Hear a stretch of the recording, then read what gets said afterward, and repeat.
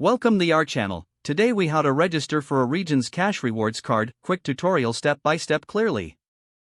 Start by visiting the Regions Bank website. Navigate to the credit cards section. Locate the Regions Cash Rewards card option. Click on the Apply Now button. You will be directed to the application form. Fill in your personal information as requested. Enter your full name. Provide your social security number. Input your date of birth. Next, enter your contact information. Fill in your email address. Provide your phone number. Now, enter your residential address. Include your street address, city, state, and zip code. After that, input your employment information. Select your employment status. Enter your job title and employer's name. Provide your annual income.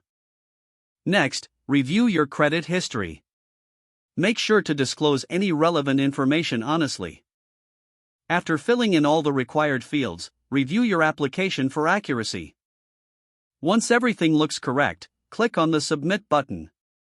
You will receive a confirmation notice on the screen. Keep this notice for your records. You may also receive an email confirmation shortly after. Wait for your application to be processed. If approved, you will receive your Regions Cash Rewards card in the mail. Follow any additional instructions provided with your card. Don't forget to like this video and subscribe to our channel for more step-by-step tech guides.